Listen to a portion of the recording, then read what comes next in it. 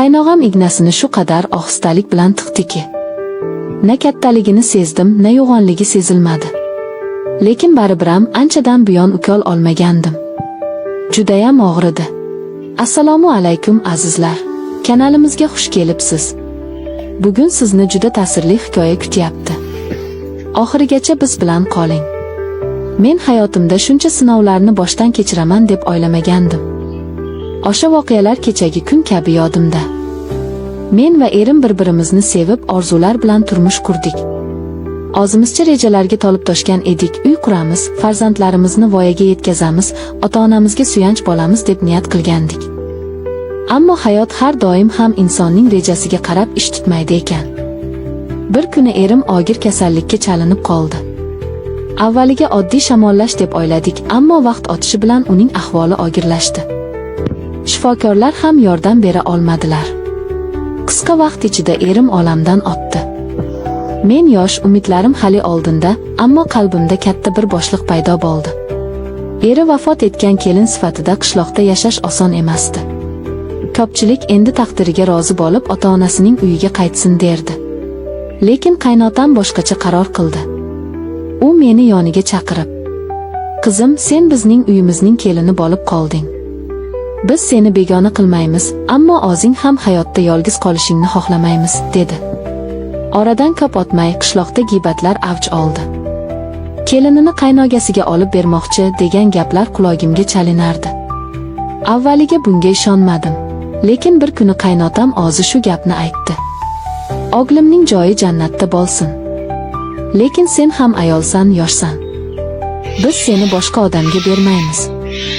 Qaynogang o'sha seni tushunadigan, qo'llab-quvvatlaydigan yagona odam. Sizlar birga bo'lsangiz uyimizdan issiqlik ketmaydi", dedi u qat'iy ohangda. Men hayratda qoldim. Qaynogam ham shu uyda ulgaygan, men esa unga doimo jiyan singari qaraganman. Shu paytgacha uni boshqa ko'z bilan tasavvur ham qilmagan edim. Ammo qaynotamning gaplaridan so'ng ichimda ikki xil tuyg'u uyg'ondi. Bir tarafim qarshi edi, ikkinchi tarafim esa hayotimni qaytadan qurish kerakligini his qildi. Qishloqda esa gap so'zlar tinmasdi. Ba'zilar to'g'ri qaror, uy buzilmaydi desa, boshqalar bu noto'g'ri derdi. Qaynogam esa boshida bu taklifni eshitganda hayron bo'ldi. Ammo u ham vaqt o'tishi bilan bu qarorga rozi bo'ldi. O'sha kuni qishloq ahli to'plandi. Qaynotam hammaga qarab, "Bu mening qarorim. Bu kelin bizning oilamizning yuzini yorug' qilgan. Men uni boshqa uyga bermayman. O'g'limning o'rnini endi akasi bosadi", dedi. Shunday qilib men qaynogam bilan yangi hayot boshladim. Avvaliga juda qiyin bo'ldi, bir-birimizga ko'nikish, yangi oilaviy munosabatlarni yo'lga qo'yish. Lekin vaqt o'tishi bilan biz bir-birimizni tushunib, qo'llab-quvvatlay boshladik. U menga hurmat bilan muomala qildi, men ham unga. Yillar o'tib oramizda mehr mustahkamlandi. Men hayotimdagi og'ir yo'qotishdan keyin yana tabassum qila boshladim.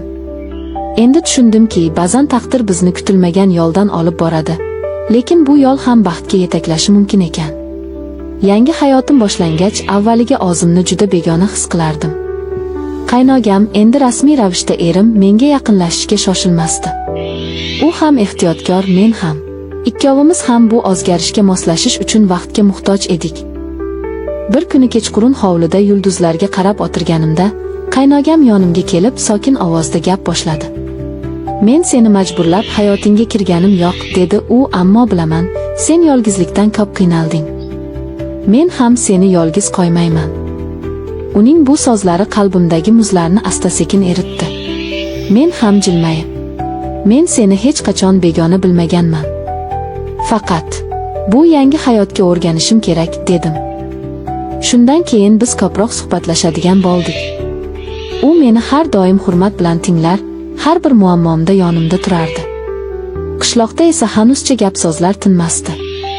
Ba'zilar qaynogasiga erga tegish, uy ichida sovuq urmaslik uchun yaxshi qaror desa, boshqalar bu noto'g'ri, boshqa odam topilsa bo'lardi, derdi.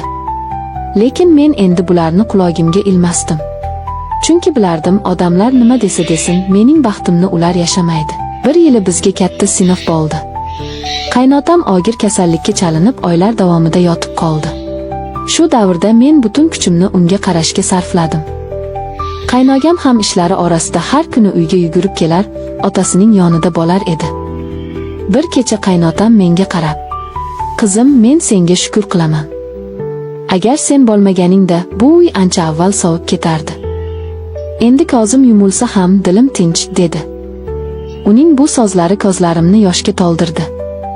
Men ham uni otamdek yaxshi ko'rganimni his qildim. Yillar o'tib bizning uyimizga farzandlar sadosi kirdi. U paytlar men allaqachon qaynogamni faqat erim sifatida ko'ra boshlagan edim. Farzandlarimiz ulgaygan sari uyimizda yana kulgu va shodlik qaytdi. Qishloqdagilar ham endi bizning oilamiz haqida gap so'z qilmay qo'yishdi. Bir kuni qishloqdagi ayollardan biri menga qarab: "Dastlab bu qaroringni tushunmagandim, ammo endi qarasam, sen eng to'g'ri yo'lni tanlabsan. Uy buzilmay qoldi, bolalar baxtli", dedi. Men jilmaydim. Chunki hayotim o'sha og'ir kunlardan keyin ham menga tabassum qilgan edi. Endi orqaga qarab o'ylayman, agar o'sha paytda qaynotamning qaroriga qarshi chiqqanimda, balki bugungi baxtim bo'lmasdi. Taqdir meni sinovdan o'tkazdi, lekin shu sinov orqali menga ikkinchi imkoniyatni berdi.